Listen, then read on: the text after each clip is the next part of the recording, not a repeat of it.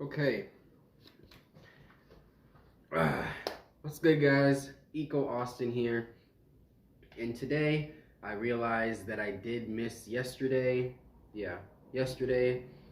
And so I do have one, two, three videos all coming out back to back to back. Two are on topic, three is about something that I have to definitely take into consideration. Okay, so this topic for today, for this video at least, is trying to get safer food for kids. So, just historically, um, even before Michelle Obama and her initiative with getting better food for lunches, hot lunch and stuff for schools, a lot of stuff has been going on when it comes to food in terms of, can children eat this? Should they eat this? How should I give them milk? Um, how much fruit and vegetables does my kid need to have? What about Pedialyte and Pediasure? All that stuff. So let's get into it. So there are a ton of extra added ingredients in our food. So pesticides in produce, growth hormones in our milk that we drink, antibiotics in meat, the list goes on. Continuously improving testing methods, getting better and better, more and more concise, allow scientists to monitor and detect the strange concoction mixture of chemicals that's in our food and bodies. And at this point, it's not even a matter of the amount that should matter to you. It should be a matter of, is it harmful or not? For me personally, I don't care if it's like, oh, it's only 1% of this chemical. It's like, but if you find out that that chemical is highly, highly toxic and it leads to cancer, then why would you take even 0.001% of it? I don't want it in my food at all. I know it's hard to avoid, but allow me to explain what you can do about that. So this is especially true for children. You have to read these labels because a lot of times, people don't do that, or they just see the words light or diet or fresh, and it's like, oh, that's healthy enough for my kid. And that's not the way to go, unfortunately. Most studies are done by scientists, and then they approve a certain study saying, like, yes, it is safe. However, this is mainly done by the manufacturing companies themselves, who hire their own scientists.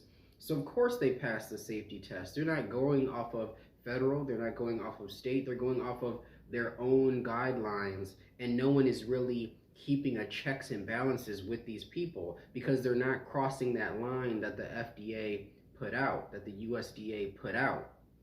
They're doing their own thing and doing just enough to stay, just under getting in trouble. And to me, walking that fine line is a big, big issue within the food manufacturing industry.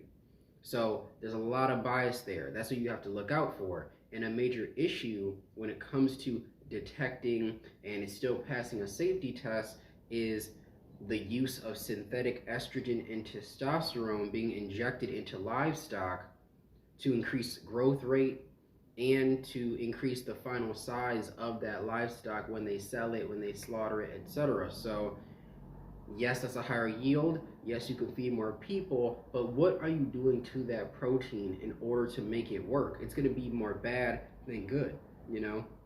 So think about the lunch meat that our kids eat. Think about, oh, I'm going to get a steak, but you don't know where that cow came from. Our children eat this, and it alters their body chemistry and their growth rate as well. People have, started to notice, like, oh, I swear, kids are aging much quicker nowadays. Like back in the day when I was 12, I didn't look like that. When I was 12, I was, 4'9", 70 pounds, and then now you have people who are 13, 6'3", already done with puberty or whatever. So be on the lookout for that. Just understand hormones that can affect an organism, that includes you too. If they inject a cattle, with estrogen or testosterone created in a lab, synthetic injection, and over time, it's a cycle. So normally it gets injected into a livestock's ear, and just throughout their, you know, life, it slowly seeps into their body, which creates more muscles faster, more fat, more milk production, things like that. So you don't think that eating something that has that synthetic estrogen and testosterone wouldn't affect you as well, especially a kid who is growing? Yeah, look into that. So, artificial growth has far too many cons than pros to just look past it. Like, just the increased risk of cancer has been proven multiple times over, not only by WebMD, but also nonprofits such as, Healthy Child, Healthy World, um, among many, many others. Medscape did a study as well.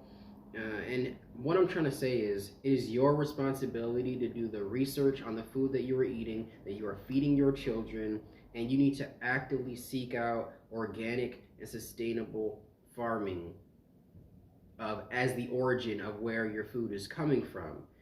A lot of these places aren't 100% green or 100% sustainable, but I can almost guarantee that they will be greener, more sustainable than any run-of-the-mill grade A beef. Thank you guys, and I'll see you very, very soon in the next video. Make sure to like, comment, subscribe. Deuces.